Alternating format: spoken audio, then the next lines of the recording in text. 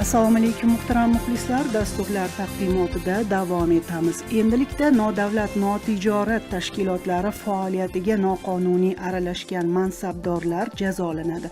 Bu ayni kunlarda jamoatchilik muhokamasiga qo'yilgan fuqarolik jamiyati institutlarining rolini mustahkamlash va davlat organlari bilan munosabatlarda mas'uliyatni oshirishga qaratilgan qonun loyihasiga muhim qoidalardan biri sifatida kiritilmoqda.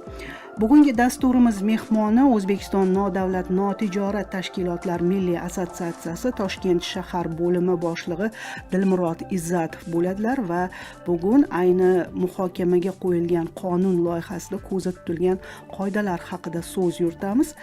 Xush kelibsiz. Rahmat, assalomu alaykum.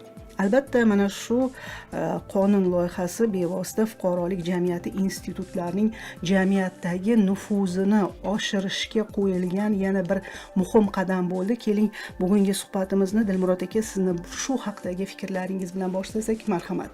Rahmat, yana bir bor assalomu alaykum hurmatli radio tinglovchilar. Haqiqatda aytib o'tganingizdek, bugungi kunda O'zbekiston Respublikasining ayrim qonun hujjatlariga qo'shimcha va o'zgartirish kiritish to'g'risidagi qonun loyihasi Qonunchilik palatasining portalida e'lon qilingan jamoatchilik muhokamasiga xabaringiz bor. Keyingi yillarda mamlakatimizda erkin fuqarolik jamiyatini rivojlantirish, jumladan nodavlat notijorat tashkilotlarini qo'llab-quvvatlash, ularning nufuzini oshirish, amalga oshirilayotgan islohotlarda ularning rolini yanada kengaytirish borasida bir qator ishlar amalga oshiriladi. Ayniqsa 2018-yildan boshlab bu boradagi ishlarni bir yangi bosqichga kirdi desak juda ham to'g'ri bo'ladi. O'tgan yil ham gaplashgan edik. 2024-yil 26-avgust kuni fuqarolik jamiyati institutlarini davlat tomonidan qo'llab-quvvatlash tizimini yanada takomillashtirish to'g'risidagi O'zbekiston Respublikasi Prezidentining 124-sonli farmoni qabul qilingan edi. Mazkur farmon bilan sohada amalga oshirilishi lozim bo'lgan 6 ta eng muhim ustuvor yo'nalishlar belgilab berildi.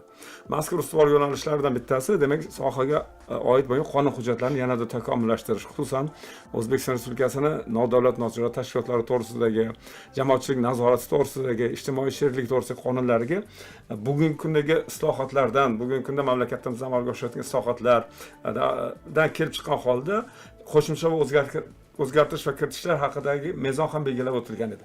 Mana o'tgan davr davomida O'zbekiston Respublikasi Oliy Majlis Qonunchilik palatasi, shuningdek O'zbekiston nodavlat notijorat tashkilotlari milliy assotsiatsiyasi va boshqa bir qator nodavlat notijorat tashkilotlari tomonidan, xususan Adliya vazirligi tomonidan sohaga oid qonun hujjatlari yana bir karra bir monitoring qilindi desak to'g'ri bo'ladi. Sababi mana bugungi kungacha bu ishlayotgan qonunlar bor va ularni o'tgan davr o'tishi bilan yana qanaqangi ularga o'zgartirish va qo'shimchalar kiritishga bir ehtiyojlar sezilayotgan edi. Ana o'sha nuqtai nazardan kelib chiqqan holda bugungi kunda o'sha O'zbekiston Respublikasining nodavlat notijorat tashkilotlari to'g'risidagi, O'zbekiston Respublikasining jamoatchilik nazorati to'g'risidagi qonunlari, shuningdek ma'muriy javobgarlik to'g'risidagi kodekslarga o'zgartirish va qo'shimchalar kiritish haqida qonun loyihasi keng jamoatchilikka muhokama uchun e'lon qilindi. Keling, Dilmurod aka, tarixga bir nazar solsak, umuman muammolar bor edi. Mana shu fuqarolik jamiyati institutlari, nodavlat notijorat tashkilotlar faoliyatiga oid va mana aytib o'tilgandek, noqonuniy aralashuvlar deyilyapti. Demak, bu borada ham yaxshigina bir to'siqlar bo'lgan ular faoliyatiga. Shular xususida bir suhbatimizni davom ettirsak, marhamat.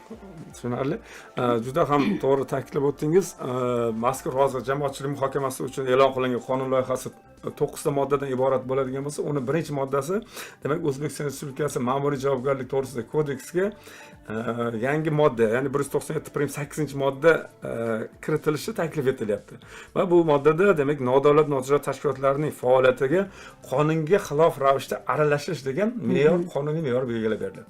Buni mazkur normani belgilashda nima ehtiyoj sezildi, nima uchun bugungi kunda bu qonunga yangi qo'shimcha o'zgartirish kiritilyapti degan savol juda ham o'rinli bo'ladi. To'g'ri aytib o'tdingiz.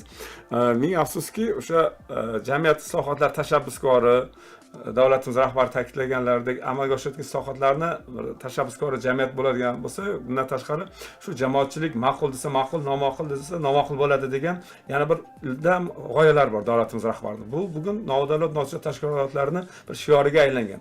Shu jamiyatda kuzatilayotgan muammolarni ahamiyat bersangiz, ko'pchiligini ko'tarib chiqayotgan nodavlat notijorat tashkilotlari. ana o'sha ba'zi bir ijtimoiy muammolarni ko'tarib chiqayotganda, xususan mana ekologiya bilan bog'liq bo'lgan juda ham biz Toshkent shahrida ko'p kuzatildi.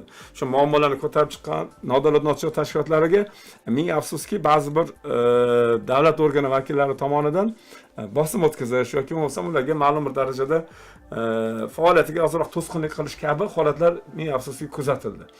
Ana o'sha kabi holatlarni oldini olish maqsadida, demak, agarda nodavlat notijorat tashkilotlarining faoliyatiga noqonuniy aralashadigan bo'lsa, aytib o'tish kerak, bu nodavlat notijorat tashkilotlari, demak, ularni ustav maqsadlarida belgilangan vazifadan kelib chiqqan holda faoliyatini amalga oshiradi. Ya'ni o'sha davlat ro'yxatidan o'tgan davrda tasdiqlangan ustavi yoki nizomi mavjud. Ana o'sha nizom doirasida, ustav doirasida o'zini faoliyatini amalga oshiradi. Shu belgilangan hududda, belgilangan yo'nalish bo'yicha. Ming afsus, aytganimizdek, o'sha ularning faoliyatiga biroz aralashuvlar davlat organlari vakillari tomonidan kuzatilayotganligi uchun mazkur jarayonni tartibga solish maqsadida ushbu qonun o'zgartirish va qo'shimchalar kiritilyapti va bu bilan demak kerak bo'ladigan bo'lsa o'sha ma'muriy jazo ham belgilanyapti. Dilmurod aka, umuman oladigan bo'lsak, o'sha nodavlat notijorat tashkilotlarining xalqaro grant loyihalaridagi ishtiroki yil sayin ortib bormoqda va aynan endilikda mana shu chet eldan olinadigan mablag'lar ochiqligini ta'minlash bo'yicha ham bir qoidalar kiritilyapti, normalar kiritilyapti. Mana shu qonun loyihasida belgilangan. Bu haqda shunga ham bir to'xtalib o'tsangiz. Tushunarli. Demak, o'sha davlat notijorat tashkilotlarimizning moliyalashtirish tizimi demak 4 xil turda O'zbekiston Respublikasida. Demak, birinchisi davlat subsidiyasi, ikkinchisi davlat ijtimoiy buyurtmasi va boya aytganimizdek davlat grantlari. Endi bu 4-institut demak o'sha xalqaro moliya institutlarini moliyaviy qo'llab-quvvatlash. Aynan mazkur qonun hujjatlari bilan bu hech qanaqangi nodavlat notijorat tashkilotlariga qo'shimcha yuklama yoki qo'shimcha ish emas, qaytaga ularni faoliyatini yanada takomillashuviga, bir shaffofligini ta'minlashga, ochiqligini ta'minlashga va kerak bo'ladigan bo'lsa yanada rivojlanishga xizmat ko'rsatuvchi bir norma belgilanyapti. Bu nimadan iborat? Demak, nodavlat notijorat tashkilotlarining demak chet el davlatlari, xalqaro va chet el tashkilotlari, shuningdek chet el davlatlarining fuqarolari yoki ularning topshirig'iga binoan boshqa shaxslardan olingan pul mablag'lari va mol mulkidan foydalanish to'g'risidagi axborotni har chorakda o'zini rasmiy veb-saytida yoki ommaviy axborot vositalarida, shuni yoki bo'lmasam ijtimoiy tarmoqlardagi sahifalarda ro'yxatdan o'tkazuvchi organ tasdiqlagan shaklda e'lon qilib borish degan bir me'yor belgilayapti. Aytib o'tganimizdek, mana shu qonun loyihasi bevosita jamoatchilik muhokamasiga qo'yildi va qanday bir takliflar kelib tushdi, shu bilan bir ishlash jarayoni qanday bo'lyapti? Shular xususida ham to'xtalib o'tsangiz, marhamat. Bu mazkur qonun hujjati loyihasi joriy yilning 22-mart kuniga qadar jamoatchilik muhokamasida bo'ladi. Buni bugun mana siz orqali efirda muhokama qilyapmiz va umuman tor doiralarda, qaysiki o'sha bevosita sohaviy nodavlat notijorat tashkilotlari, xususan xalqaro grantlar bilan ishlaydigan nodavlat notijorat tashkilotlari, mahalliy grantlar bilan, subsidiyalar bilan ishlaydigan nodavlat notijorat tashkilotlar va umuman o'zi nodavlat notijorat tashkilotlarimiz tomonidan o'rganib borilyapti va o'zlarini taklif tavsiyalarini berilyapti.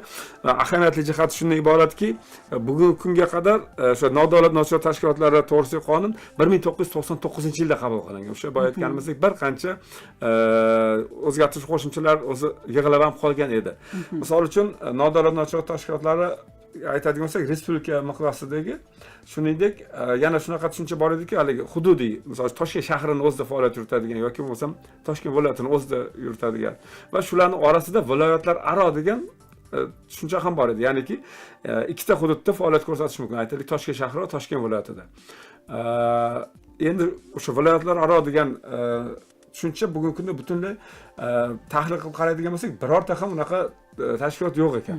Ya'niki o'sha respublika darajasida bo'lsa, bu demak respublika hududi bo'ylab erkin faoliyatni amalga oshirish mumkin bo'ladi. Yoki bo'lmasam biror bir hududiy bo'ladigan bo'lsa, shu hudud nuqtai nazaridan kelib chiqib o'sha tor doirada Toshkent shahrida aytaylik yoki bo'lmasam boshqa Surxondaryo viloyati, Qashqadaryo viloyati o'zida amalga oshadi.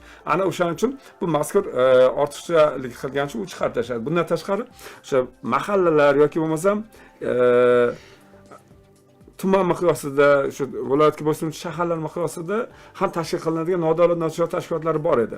Va ozgina bu amaliyotda shu narsa kuzatildiki, biroz ularning faoliyatida ozgina to'siqlar kelib qoladi. Qaysi mazmunda aytaylik, ma'lum bir ijtimoiy muammo bor. Mana Toshkent viloyatining Yangiyo'l shahri va Yangiyo'l tumanini misolda oladigan bo'lsak, Yangiyo'l shahri Toshkent viloyatining Yangiyo'l tumanining o'rtasida joylashgan.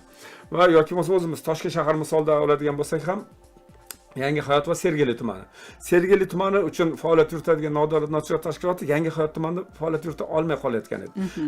O'shaning uchun ularni sal maqomini o'zgartirish maqsadida o'sha tuman, viloyat yoki shahar degan so'zlarning o'rniga demak qishloq, ovullar ham qisqartirilyapti. Ularning o'rnida demak hududiy degan so'z yagona o'sha yo respublika miqyosida yoki bo'lmasa hududiy miqyosda faoliyat yuritadigan nodavlat notijorat tashkilotlari degan o'zgartirish kiritilyapti. Bu ham o'sha nodavlat notijorat tashkilotlarimizni biroz faoliyat erkinligini yengillashtirishga xizmat qiladi.